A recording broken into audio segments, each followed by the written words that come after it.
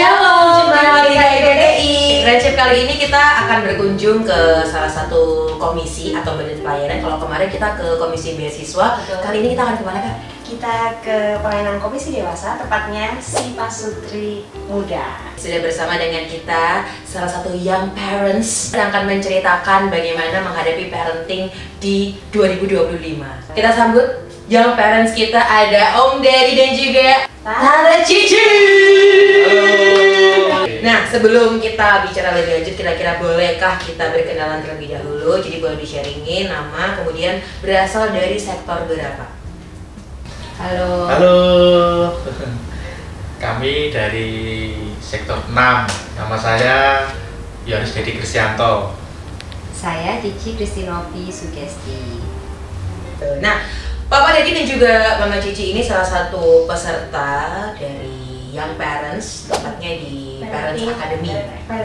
Jadi Parents Academy ini salah satu program yang diusung oleh si Pak Sutri Muda, di mana dari Parents Academy ini menuntun para orang tua untuk bisa mendidik anaknya sesuai dengan kacamata Tuhan. Jadi kalau boleh tahu sudah berapa lama ikut Parents Academy dan kenapa memutuskan untuk ikut Parents Academy? Karena kami ingin mendapatkan ilmu yang lebih sih tentang parenting. Khawatir juga mungkin ada yang selama ini yang perlu kami perbaiki atau perlu kami kembangkan seperti itu. Mumpung anak-anak kami itu juga masih kategori usia anak ya, masih belum beranjak di usia di atas 12 tahun kayak gitu ya. Itu sih yang kami pikirkan untuk mengikuti ini. Dari Om Deddy sendiri ada alasan ini nggak, alasan tertentu kenapa kok akhirnya memutuskan untuk ikut Parents Academy? Suksesnya anak adalah melihat dari orang tua. Oh, oke. Gitu ya. Jadi Catat. kalau orang tua mendidik dengan benar dan baik, pasti anak akan sukses.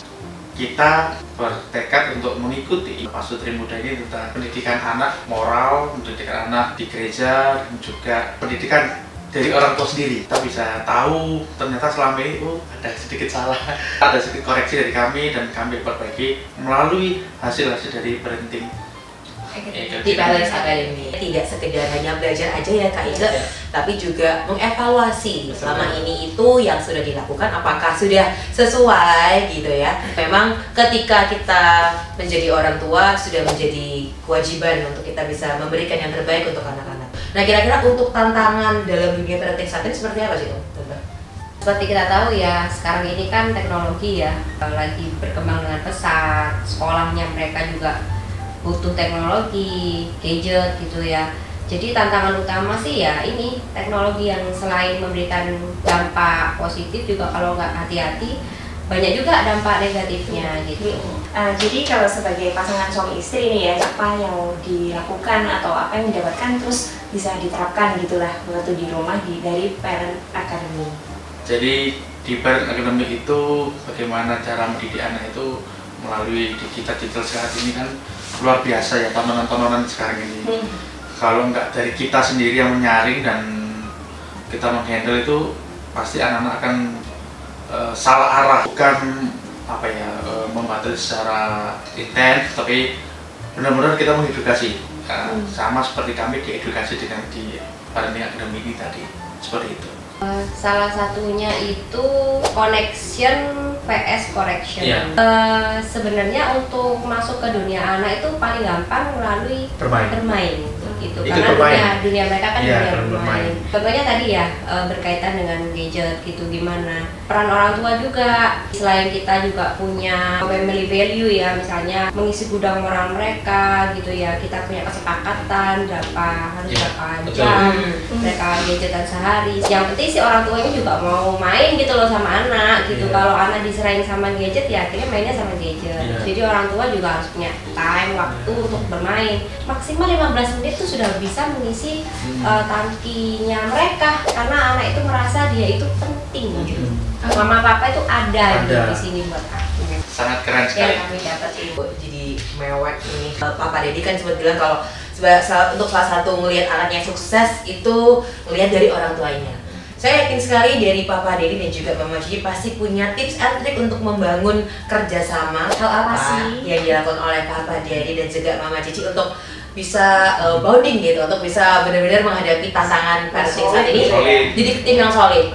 saya dan anak-anak itu selalu saya ajak untuk entah itu bermain, entah itu nonton bareng, entah itu doa bersama. Itu yang ingin saya lakukan, dan setiap hari sampai pun mereka kalau sudah nikah pun kita ingin seperti itu, kita ingin hangat di tengah-tengah anak-anak kita gitu loh. Kalau kita itu penting nomor satu, ini keluarga. Sesibuk-sibuknya kita luangkan waktu untuk anak-anak kita, untuk keluarga. Gitu dari saya.